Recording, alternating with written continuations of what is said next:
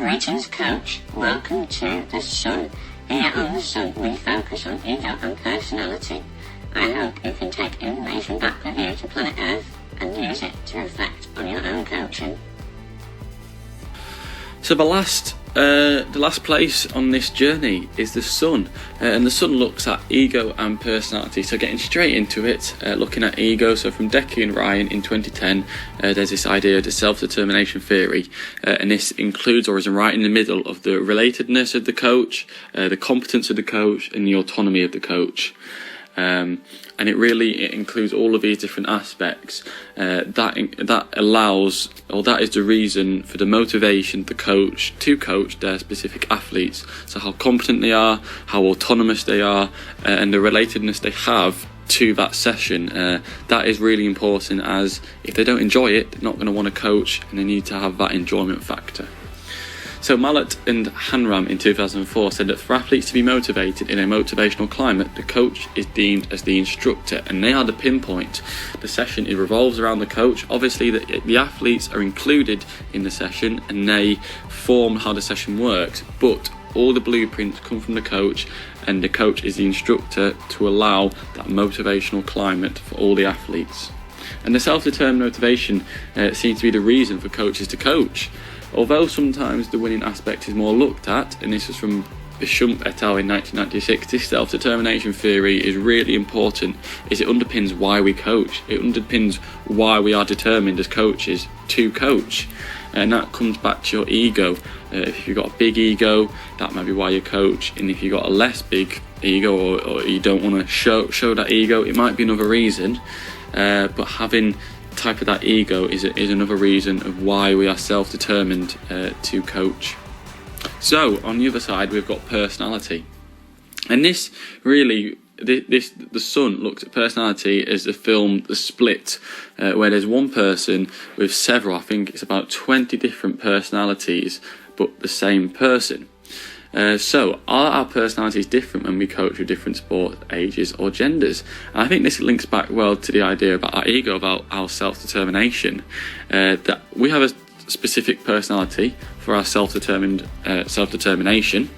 So whether that's a grassroots under-8s football team we coach, whether that's a netball girls team we coach, we all have that different personality that's suited for that different role.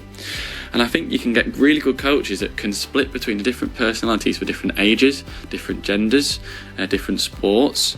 But I think we do all have that main or preferred personality that we do possess. And I think that is what we have, and one of the reasons why we coach. I think the really good coaches can split between the different personalities to allow for that motivational climate for your athletes. But I do think that we all have a set personality, and that is our sole reason as to why we do like coaching.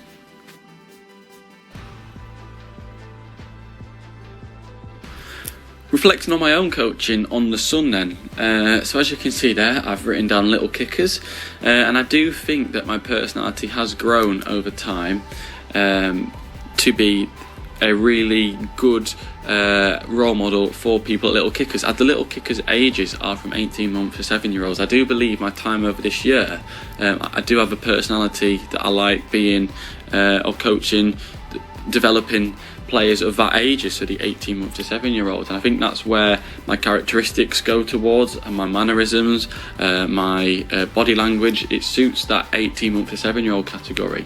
I think this has come from watching social media posts. I've also seen lots of different techniques of how to engage kids or engage players, and that's come from Instagram. It's also come from Facebook, YouTube, all these different platforms that showcase videos and show you how to engage kids or different activities to use. And also, lastly, with experimenting with Exton Villa, my ego and my personality, I've tried out different mannerisms with Exton Villa, as the ages are a bit more higher with that under-8 category. The players can understand that I'm trying new things, and if I tell them I'm trying new things, then they can get on board with that and understand that I'm trying different personalities to see which is best for them. But I can only grow if I try new ideas, otherwise I'll not develop as a coach. I won't be exposed to new ideas. So this idea of being outside the comfort zone, I've got to try. I've then potentially got to fail to then succeed. And this can come from just watching social media posts and then trying these new ideas out. But I think the personality can change over time. It's just about finding what's best for you and adapting to that different climate.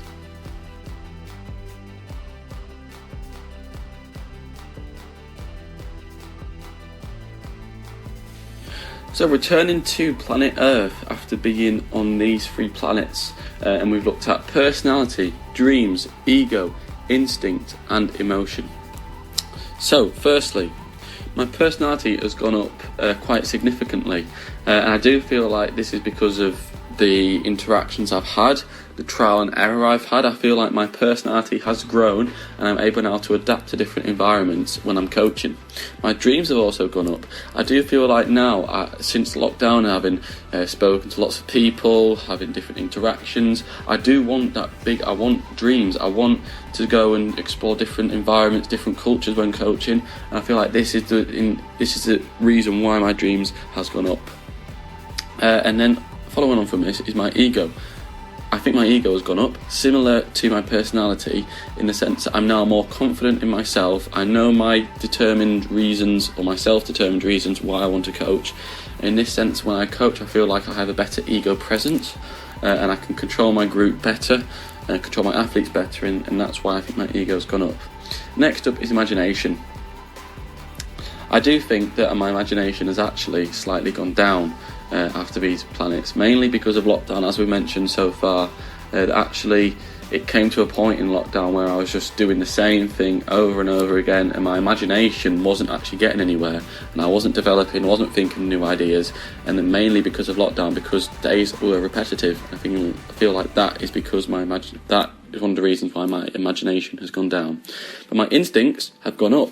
I think because of coming out of lockdown, obviously my imagination has gone down, but my instincts have gone up. I feel like I thought, right, I'm going to try something now, I'm going to see how it goes, and my gut instinct was to do that, and I feel like having done that, my instinct has gone up. Similar to the idea with the rock, paper, scissors idea, I don't think I really would have done that potentially last year, but I feel like over this year, learning new ideas, I thought, right, I'll try this rock, paper, scissors idea out with the athlete, and it worked out and it benefited their performance.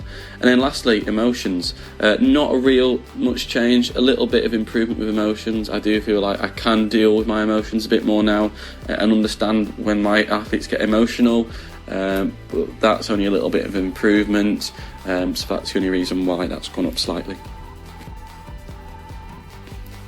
So here we are at the end of the journey, all around the different planets, and you can see for yourself at the start of the journey a lot of the performance wheel wasn't really developed, but at the end of the journey now they are much more expanded, all the different factors.